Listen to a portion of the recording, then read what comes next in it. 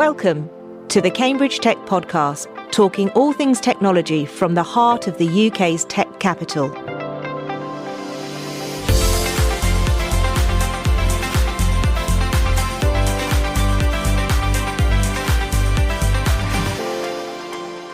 Here are your hosts, Faye Holland and James Parton.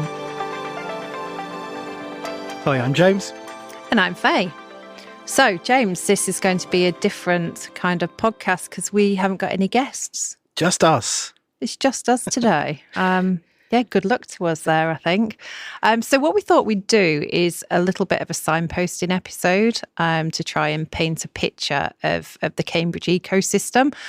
We hear quite a lot. It's a small place, there's lots going on, and actually it can be quite difficult to navigate. So we thought we'd give it a go of helping people, didn't we? Yeah, we'll try. I mean, I think we've said before, a lot of the listeners are outside of the UK, which is fantastic, but also hopefully this is useful for people inside Cambridge as well. I think it would be. Yeah, you know, if you try and come up with a list of what's going on and who to go and speak to about various things, it's quite hard to navigate. So I think this will help. So we've broken it down into 4 sections, if you like. So we're going to talk about the universities, the networks and special activities, then move on and talk about the science parks, office space and incubators, then investment and funding, and then a little bit on the sport ecosystem, because that is a huge list and that'll probably take us about 3 hours to do it. We try and cover all of it. Yeah, we'll try and keep it punchy, but most importantly, you don't have to make notes as you're listening. All of this will be uploaded to our website, where you'll be able to get links to all of these organisations and more, because we won't have time to go through everything. Yeah, exactly. So you're going to get us started with universities, with University of Cambridge, I think. Yeah, so regular listeners will know that the university crops up in pretty much every conversation that we have. Yep. So the University of Cambridge is obviously centre of a lot of the activity around Cambridge. We would reference back to the episode we did with Andy Neely, who walked through the university's approach to entrepreneurship and supporting the local ecosystem. But there's more than one university in Cambridge. There certainly is. I actually went to this one. It's Anglia Ruskin University. And they're doing some really exciting things. They've actually got a new Vice-Chancellor in there now, Gary Packham, who's looking at entrepreneurship and enterprise. So it'll be interesting to see what they come up with that's a little bit different. Then there's also the reasons why many companies come to Cambridge, and that's for the research institutions. So we've had Samsung on here with Raj before, but we've also got Toshiba and Microsoft and Amazon. So there's a whole load of those kind of research institutions as well. Apple as well. Yeah, exactly. And they're here because of the university and the universities, depending on what they're doing. You know, and I think it's great to have those types of institutions here as well. Definitely. So moving on from universities and research, we've got networks. So Cambridge is a very hyper-connected place. I think it's fair to say that regardless of what element of tech or sector of tech you're interested in, there'll be a network, a group or organisation for you. Yep. The list is long, just to showcase a few of them. Agritech E, which is obviously looking at the whole agri-tech space. We've got Cambridge Clean Tech, which again, name is everything. Yep. Everything around environmental sustainability, technology. One Nucleus and Cambridge Wireless, who have cropped up a number of times. Faye, you did an episode when I couldn't make it at their conference, which was great. Indeed, that was the first Uber conference that we did, and you left me on my own. I did. Apologies for that, but it just goes to show you that we can cope. Of course, and I'll leave you the next time, okay? Yeah. I owe you one, I think, is, yeah. All right. I'll take that one. And then there's also Cambridge Network, remember? So they cover all businesses in Cambridge. And you've also got the Chambers of Commerce as well. So there's industry-specific networks, but there's also the more general business support networks as well. Yeah. So falling into that category, you've got Innovate UK, who are a really valuable source of grant funding, so non-dilutive. A lot of the early stage ideas coming out of the university apply for Innovate UK funding, so they're a vital organisation. And talking again of the university, there's the university itself has an enterprise network which is in the process of relaunching. So our good friend Caroline Hyde is responsible for that inside Cambridge Enterprise. And I think I'll probably probably get the number wrong, but I think in the last meeting I went to, Caroline said there's something like 75 separate departments or organisations in the university looking at entrepreneurship and enterprise. So it just gives you an idea of just the scale and diversity within there. The important bit there is that's within the university. Within the university, yeah. You know, you've got double, treble that outside the university. So you start adding all of that up, and no wonder it can be challenging to navigate. Absolutely. So as well as that, there's a whole load of inspirational events and activities that take place across Cambridge. So we personally are very biased to the Trinity Bradfield Centre and 21 to Watch because they're our babies. But there are a whole load of different types of awards and activities out there. So, for example, the Business Weekly Awards, they're our media partner for the podcast, but they're currently open for nominations for 2023. Yep, and we're trying to actually get as many of the student competitions on the show as possible. Yeah. So again, if you've been listening for a while, you might have heard the episode where we covered the Chris Abel postdoc competition. And I hear that we've been invited back. So we must be doing something okay. Yeah. So looking forward to doing that again. And also Homerton Changemakers, which was, I think, the second episode we ever did. So we were learning, we learned a lot. And that was the first time we did, I don't know if we can call it an outside broadcast, but it was the first time we did something complicated with multiple guests and trying to figure that out. Carl did an amazing job of editing all of that together. Yeah, and we it worked so well, we keep doing it. So poor Carl has a terrible job. Against Carl's advice, right? We keep doing it. He's nodding, everyone. He's nodding. He loves it. So there's a whole load of different awards out there, and actually, there's some really valuable and credible awards out there. So we want to be able to try and help showcase those as well, so that you know which ones to be submitting for. And there's another one. It's not an award, but I'm kind of calling it's a platform. It's an initiative, if you like, to get Cambridge thinking about its future. And that's Innovate Cambridge. And again, you might remember Tabitha came on and talked in one of the news segments about it. And I hope we'll be able to get them on soon as well. Yeah, definitely. Yeah, I mean, many of the people we're talking about on this list will hopefully have as future guests at some point. Yeah. So moving on to the next area, we've got specialist events and meetup groups. I mean, really, this literally is a list of hundreds of meetup groups around the city. Yeah. There's, again, pretty much every technology in every area of kind of growing a startup has a meetup group.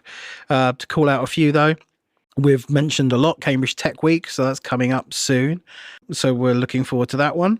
Yeah, and CW we've referenced already. We had that first Uber event that we talked about. But CW also have lots of special interest groups. They're just launching a sustainability one. But anything you can think of with regards to tech and wireless, then you can pretty much guarantee that they've got a special interest group for it. And that's kind of the network side of it. There are so many others as well. If you think about all of those, all the science parks and things that we're going to be talking about, they pretty much have their own events and meetups as well. So the list is endless. Then I think the final thing on this section is actually something that's very close to a lot of our hearts, which is about the next generation. So we'll sit on this podcast sometimes and talk about recruitment's really important, for businesses to grow. Actually, you need to start really early on. So there are a few next generation organisations that I also think merit being on this list, and they are the Cambridge Science Centre, which is a place where children and young people can get their hands on science and they can try stuff out and just learn about what it all means. So there's the Cambridge Science Centre, and then there's also Form the Future, which is connecting young people to the world of career possibilities for them and to helping them to be employment ready. But more specifically, they also run Cambridge Launchpad, which is another STEM programme, and they work with lots of our major employers across the region to bring their STEM into schools. So I think it's really important that we shout out those organisations because they need our business community to support them as well. Supercomputing is becoming an essential tool of life sciences and pharmaceutical research, and increasingly, computing hardware is moving off-premise and into industrial-scale data center facilities or the cloud. Operating award-winning data centres close to Cambridge, KO Data is proud to host Cambridge One, the UK's most powerful supercomputer, accelerating health research that spans medical imaging, genomics and drug discovery. With computing power and space available immediately and excellent connectivity to Cambridge's research parks and the cloud, KO Data is ideally placed to support advanced computing organisations of all shapes and sizes. Get in touch today at kodata.com/contact.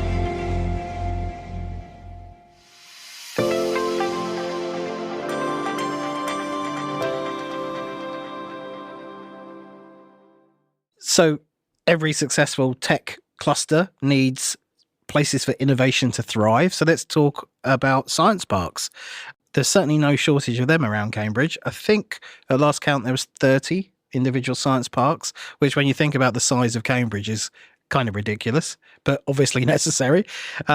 So much so, we've got a future episode coming up with David Gill, who is going to run us through the kind of history of how science parks have grown around Cambridge. We should always start this conversation with Cambridge Science Park, because I believe that was one of the first, if not the first in Europe. Yep. So that showed the way. But there's so many others, in terms of just a few names: the Wellcome Genome Campus, the Babraham Research Campus, the Cambridge Biomedical Campus, just so many. It's impossible to go through 30, but as I say, the document on the website will link to them all. Yeah, and it's, a lot of those science parks, or business parks, they specialise in certain things. Yes. So you get different communities in different parts of Cambridge as well, which I think is interesting. That's a really good point, actually. Again, for the uninitiated, like you say, you tend to have the life sciences and medicals around on the hospital side of things, around Annenbrooks. In the north, where we are today, we've got the kind of more the software side of things. So you're right, different sectors, different areas of the city have different clusters. Yeah, and the other interesting thing is how much expansion there is. Yeah. So here on Cambridge Science Park, you've got the Unity campus. There's so much development going on, which is why you've got to think that we can keep building ahead of demand, but conscious and sustainable building, one would hope. Yeah, absolutely. So building on from science parks. Said building on from, he's that like a... I don't even know I'm doing it. It's just like, just comes naturally. Yeah, just, Do carry on. Sorry, James. I don't want to blow my own trumpet, but building on that. So we've got office space and co-working spaces. Obviously, startups need space to grow. Yeah. So again, a very, very long list. Obviously, I'm kind of slightly biased towards the Bradfield Centre, but you hear the adverts for the Bradfield Centre every time an episode goes out. So hopefully you're all aware of that by now. We've also got St John's Innovation Centre. We've got Barclays Equal Labs, not far from here, at Chesterton Road. There's Canopy, which is part of the university, focusing on sustainability startups. So I'm going over there this week, actually, to go see them. So hopefully we'll get them on the show soon. And yeah, many, many more. Milton Hall, Idea Space, which again is under the umbrella of the university. And a shout out for Alia Future Business Centre as well, who have a lot of not-for-profit and for good businesses there, which is great. Yeah, and they're always great environments, those places as well, aren't they? They like those collisions and bumping into new people. So another way of bumping into new people is with the incubators. And again, there's a whole long list of them. Barclays Eagle Labs, obviously well respected for that. You've got Accelerate Babraham, very much in the life sciences space. But we also have the likes of programs like Impulse at the Maxwell Centre. And they have an annual program where they take people with, really early stage business ideas and try and help them craft them into something that will be successful. And they've had a phenomenal list of successes, the likes of Echelon Technologies, Sampler, Riverlane, more recently Tenix. So that's a great incubator for people in Cambridge, but also from any academic institution around the world could take part in that. And then we've got the accelerators. So we've had Start Code on already. Deep Tech Labs, I think, are coming on at some point in time. And then again, you've got more sector-specific ones like Barn 4 for Agritech and the Illumina Accelerator. So there's so much that can be done for companies that are literally on the start of their journey that need that extra little bit of help. There's also a vibrant Makespace community inside Cambridge. So if you're into your 3D printing and playing with lots of interesting machines and toys, then Cambridge Makespace is a great choice. We spoke to John from Orcascan, who actually started his business there, and talked about how great their community was in terms of supporting each other. There's Bio Makespace. There's the Biodata Innovation Centre. So again, loads of choice around the city for that kind of stuff as well. So all of this innovation doesn't happen without capital. So as you would expect, there are lots of funding organisations in the city and serving the city. At the angel end of this spectrum, we have Cambridge Angels and Cambridge Capital Group. And then as the rounds grow, on the venture side of things, a real array of different options here. So to name check a few, Amadeus Capital, Cambridge Enterprise, which is obviously affiliated with part of the university and does a lot of the IP transfer and funding of student spinouts. We've got Cambridge Innovation Capital, IQ Capital, Martlet, just so many. And actually an interesting one is Syndicate Room. So, one of the pioneers in the crowdfunding space as well. Yeah, indeed. And there are also other sources of funding as well. So we have GrowthWorks. We had a couple on from GrowthWorks talking about international expansion, but they also have funding available, pretty much 50-50 match funding as well. So they're a good resource, and UKRI as well.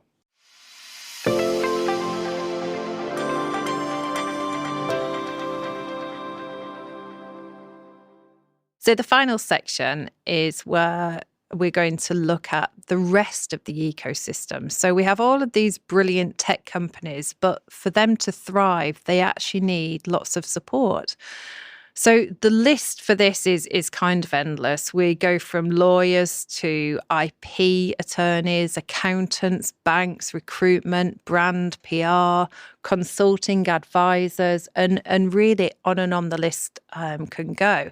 And I think every company, every advisor has their own list of who they want to work with. And I think really what we want to show in the list that will be on the website is there's just such a vast amount of people there. Some of them focus on big companies, some of them on little companies, some of them on certain industries. So I think just having somewhere that you can go, that you can easily identify some trusted providers, I think would be a good thing. Yeah, absolutely. Yeah, hopefully this is useful to people that are actually, running businesses and need support, but also people that are just curious about the Cambridge ecosystem. So I think that's the list for now. But James, what are we going to do with all of this information? So, two things. I think first of all, we'll create a new section on the website where we'll post up the categories and all the individual companies, which will be linked out to their websites, just so you can get to where you need to go as quickly as possible.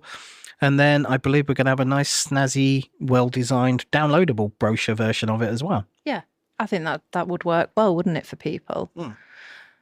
And we probably will have missed a few people and companies and areas off. And that's, don't be offended, just drop us a note to info@cambridgetechpodcast.com and we will get you added onto the list.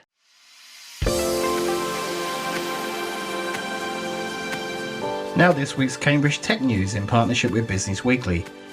Cambridge quantum computing company Riverlane announced this week that it's raised 15 million in a Series B financing round.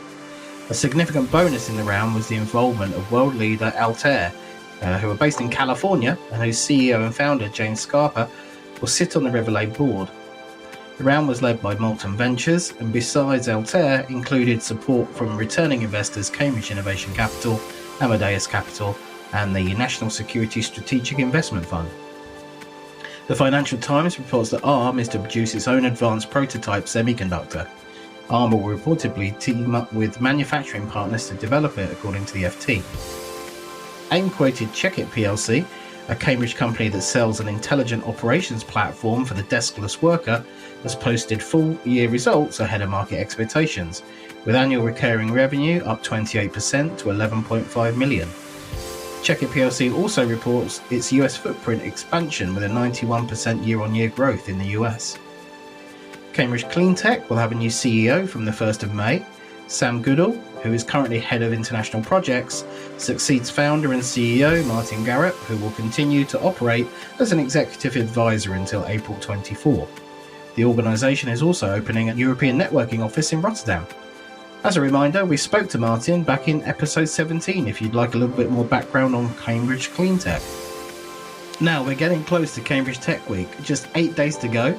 Check out their website for the latest on speakers and fringe events, and of course to grab tickets. Visit cambridgetechweek.co.uk. And finally, don't forget our little contribution to the Cambridge Tech Week Fringe Festival.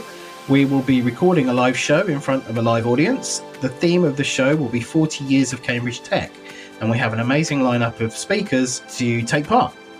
First up, we have Umaimi Malik Ahmed, who is the CEO and co-founder of 52 North, which is on a mission to make precision health accessible, starting by transforming care for people undergoing cancer chemotherapy treatments. We have Adam Durant, who's the founder and CEO of Satavia, who is working with airlines to reduce the climate impact of flying. And we have Martina King, who is the CEO of FeatureSpace. FeatureSpace have become the world's leading provider of enterprise financial crime prevention software, risk scoring events and preventing fraud and financial crime in more than 180 countries. And last, but by no means least, some Cambridge royalty, Jamie Ucard. Jamie was part of Acorn Computers back in Cambridge's heyday of home computing, and then part of the founding team of ARM.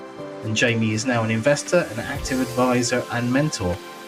The event is completely free. You'll meet some amazing people, you'll laugh at our mistakes, and you'll get an opportunity to participate in the debate throughout the recording. Half the tickets have already gone, so snap one up as quickly as you can. Go to cambridgetechpodcast.com and click on the banner at the top of the homepage, or reach out on our social media, or email us on info@cambridgetechpodcast.com. Hopefully that episode was really helpful, and we'll signpost some really interesting organisations, and we'll be back next week with our usual guest format.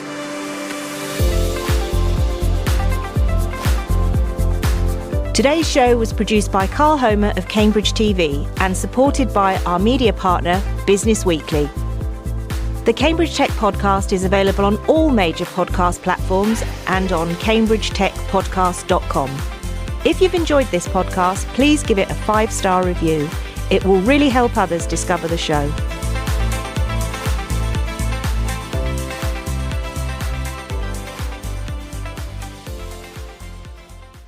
If you are a startup looking to grow in Cambridge, the Bradfield Centre offers a range of flexible membership packages which put you in control of your office and home working mix.